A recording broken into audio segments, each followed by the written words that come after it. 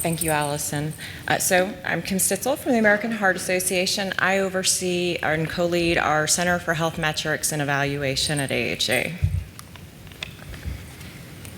Oh, there I am. I have no conflicts to disclose other than I'm an employee of AHA, and that's how I get to buy food every day.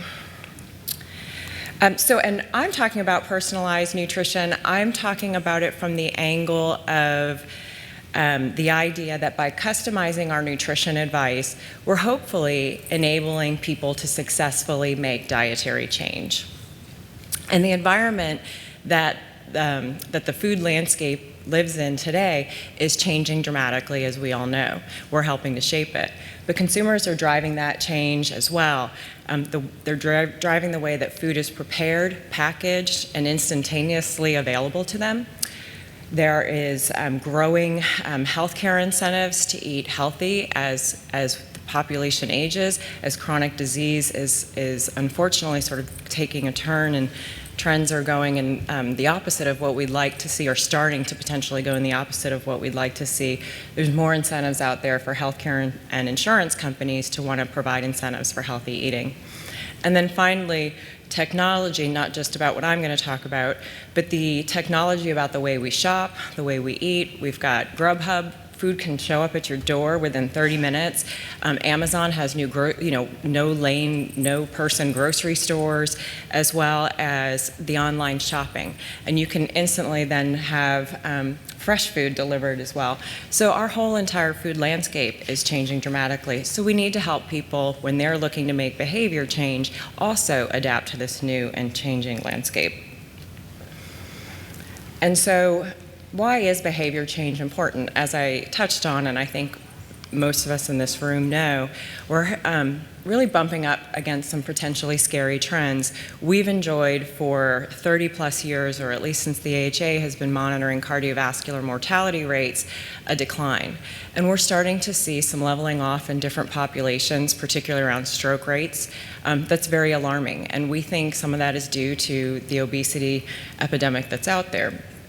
So we need to think about how can we prevent those, and we've been talking about this for, at least 20, 30 years, that human behavior and behavior change is one element outside of the environmental landscape and the food availability that can enable us to prevent disease in the first place.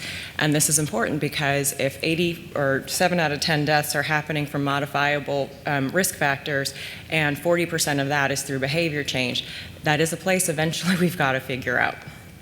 And we've been exploring this for a long time, and there are some interventions that we're seeing that are working. To level set, we wanted to talk about what are the key elements of behavior change. And so we are thinking about those people who, when you look at different theories of behavior change, we're thinking about folks who are already moving to a stage of they know they need to do something. So they're out of pre-contemplation, they're in contemplation, and they're moving towards taking an action. So there are 4 really important points when you're thinking about, or you're working with somebody around changing their behaviors. One is, what is the behavior they're trying to say? What is their goal? And then sharing that goal, because the more you share that goal, the more you become committed to that goal. Second aspect of behavior change that's really important is monitoring and tracking. And Claude talked a lot about different ways that we can monitor and track our progress. Reinforcement, and this is where behavior change and nudge theory start to come. The right type of message at the right time so that it's motivating a person to continue down that path to where they're headed.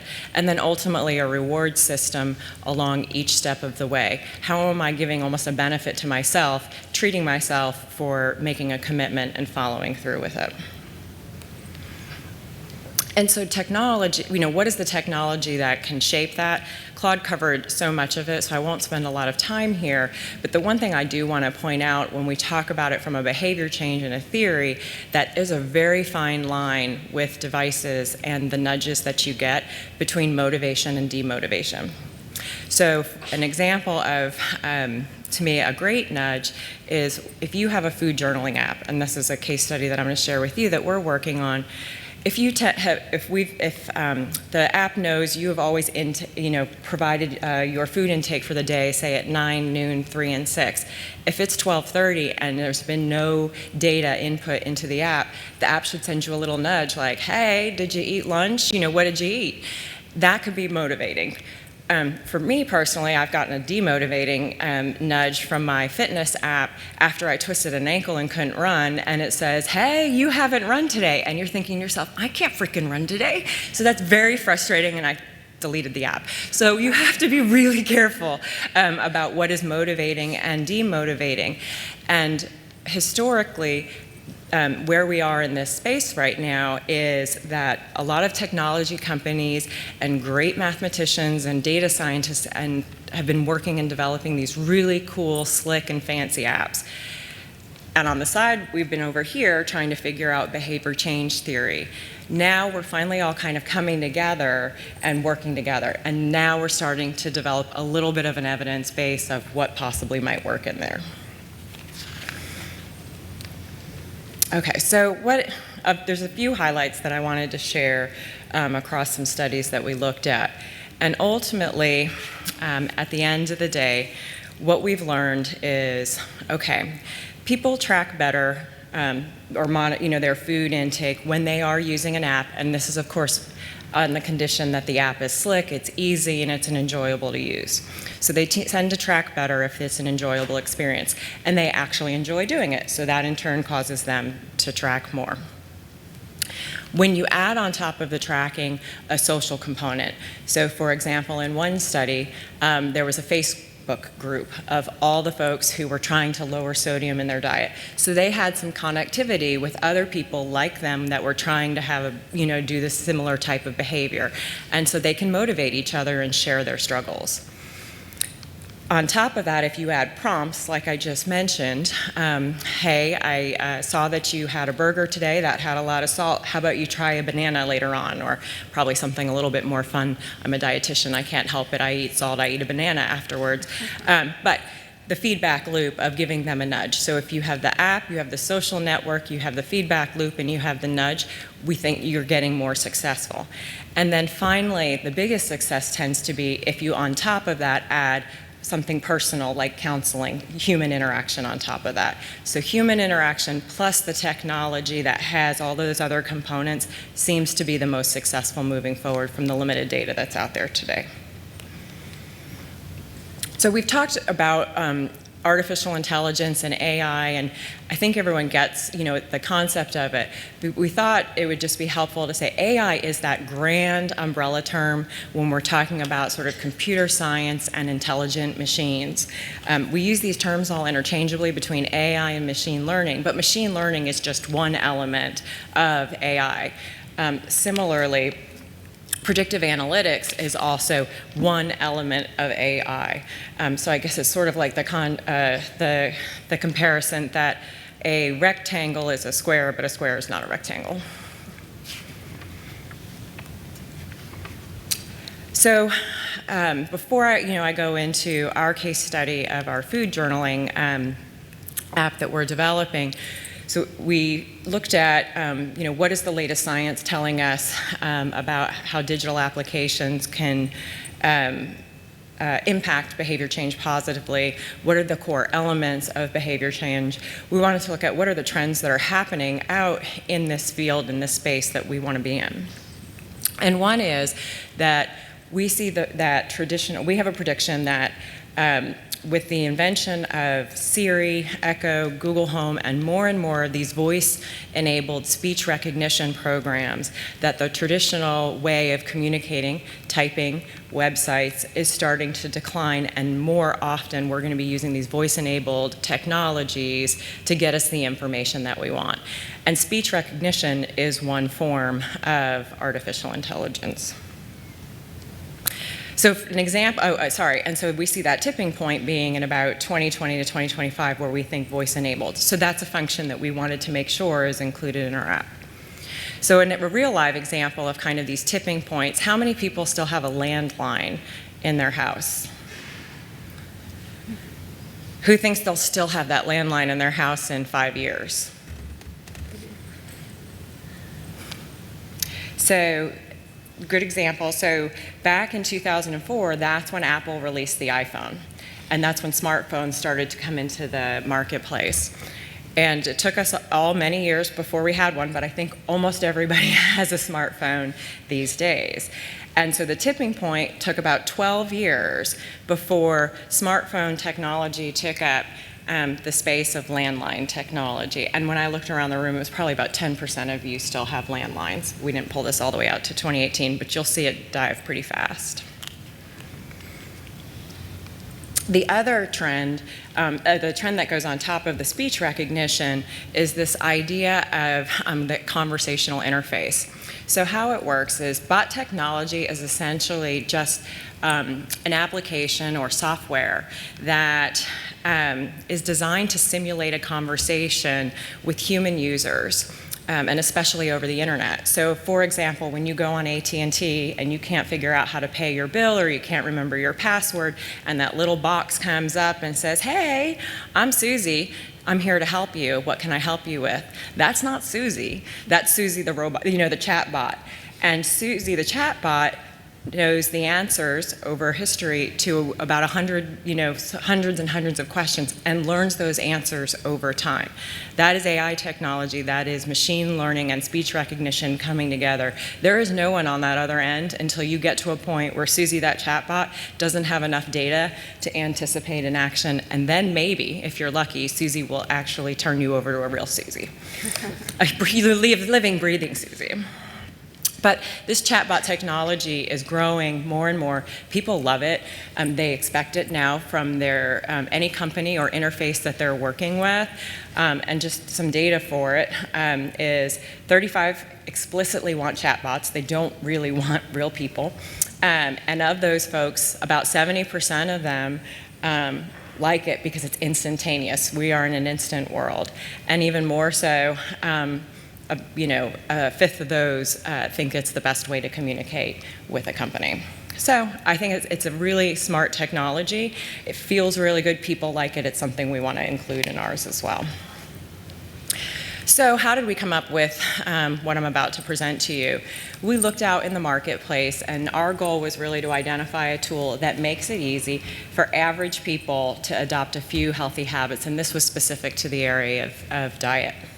We did a landscape review of what's out there and where should we be looking for, whatever it is that's out there. And so I'll share on the next slide what criteria we used in literature, and we talked to a few folks to what they find.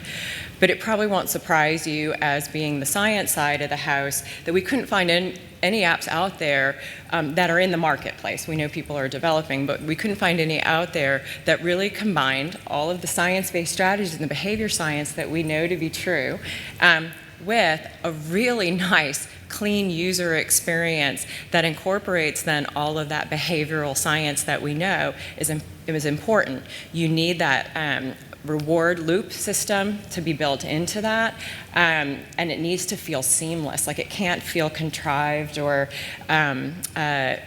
like a robot actually doing it. It has to feel very human, and so someone has to have, you start to get an emotional engagement. I don't know if any of you, I feel this more in the fitness side, if anyone is a runner or a walker, all I know is I'm very frustrated if I forgot to turn that on and I don't get credit for that walk or that move. It feels like I never even went for that ran at all. And so I'm quickly scurrying to manually enter it, but somehow it feels like cheating. It doesn't feel the same as when it captured it the whole time. Frankly, I don't know that me interacting it isn't more specific and accurate than what the tool is actually picking up from my activity, but I'm so emotionally engaged now with it, I can't not have it. That's exactly what you want from an app. And then, does it have a setback recover routine to that point of it? Maybe I haven't turned the app on in a day or two or haven't interacted. Does it come back around and say hey, don't forget me out here. You said you wanted to eat more fruits and vegetables, and there's a shiny little apple over there. Turn me on, track it, and let's eat it. Let's go. It's got to be able to do that. And then we also talked to different experts out there, just in case we couldn't find anything out there. Did people know of anything out there? And we couldn't find anything that was already developed and out there. So I'm going to share with you sort of our case study around our speech recognition food journaling app that we have in development right now. So here's how it kind of works.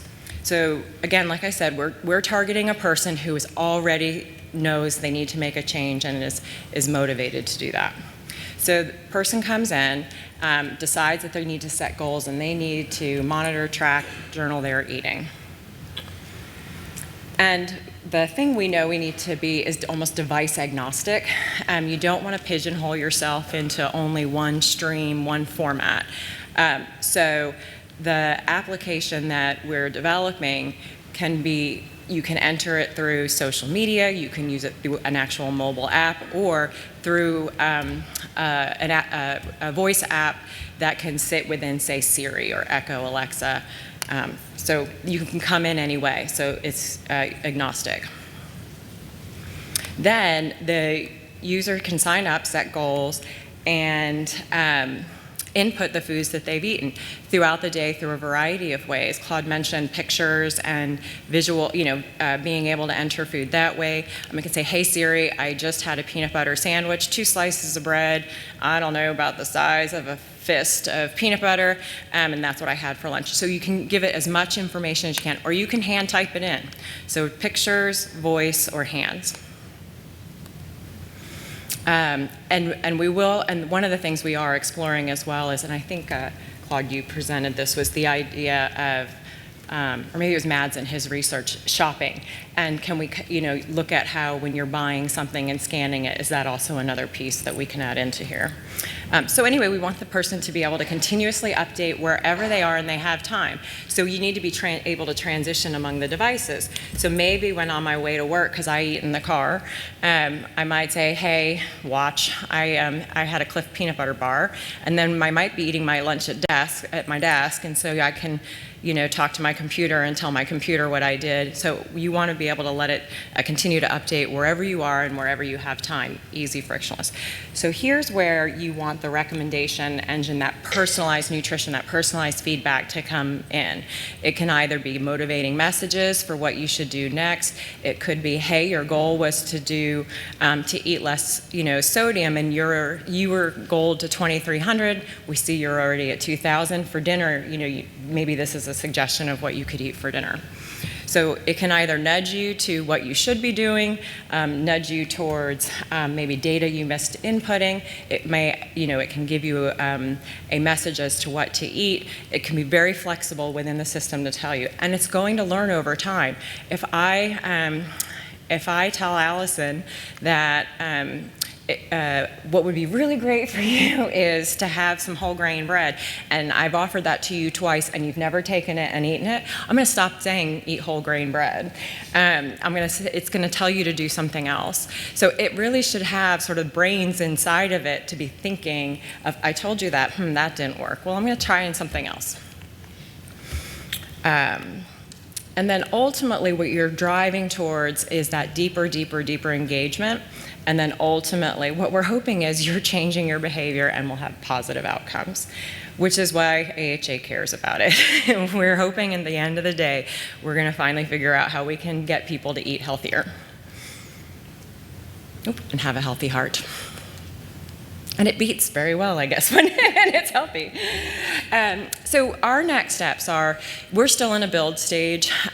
If you've ever built this kind of technology, you kind of bootstrap it together and you kind of pretend function it around, and then you actually build it. We're at the point now where we're building the technology right now to pilot it. One of the great things that AHA can do, because we have so many of our programs, we can push apps out to, for example, say our Go Red for Women database and have them sign up and be test users. So it's kind of a really easy way that we have cadres of people who have raised their hands and say, we're ready to play for whatever you have. So we have kind of users that we can go out to and test out our pilot. We're going to validate it, of course, for accuracy, for specificity, for sensitivity. Are we really? Is it really even capturing what people are eating? One way to do that, for example, is if we pull it off into a small pilot study where you could do 24-hour sodium urine sodium samples to just test back to say, is what that food, what that person entered, was that valid? That's one way to test that, for example. And then we're going to look at, is the behavior science machine working? Are people actually doing why or why not? And then did they like it? I mean, that's actually the first part, is that user experience. Is it slick? Is it frictionless? Is it my friend on my wrist? Does it feel like I have a little buddy with me wherever I go? Or is it annoying? And I just want to take the watch off and throw it. So we'll be working on the user experience. The other thing is natural language processing technology is evolving very quickly in a positive way. There are some accents, there are some tones of voices, that speech recognition and that language is still a little tricky as it's learning. I think we anticipate those bugs are going to be worked out over the next year or two, and that's when we see ourselves really probably coming to market with this. So we need to make sure we include all of that technology evolution along it. So we think behavior change is absolutely necessary to improve health and lower healthcare costs. That's the why. And we're finally, I feel like technology companies are partnering with us here in the room as the scientists who actually know what should be done. So I think that's really exciting. So there's new applications and they're emerging. But we really still need to understand, how they're working, the accuracy of the information they're collecting, all of the feedback systems. And I'm hoping Claude and his company can continue to create lots and lots of more monitoring systems that are accurate, that will help us with those feedback loops. And really understand, how are they working with all the other interventions, the changes in the environment and the foodscape that we're trying to accomplish, when it's being paired with that human interaction and the registered dietitian or your physician, and medical nutrition therapy and electronic records, and then really understanding who is that right target for these technologies. We are under no assumption that this is where we're going to go to solve social determinants of health and folks that have other issues going on. We know that this is a specific market, a specific audience, and a group that we're working on. But we need to make sure we are getting those right people and we're targeting them correctly. There we go. Thank you very much.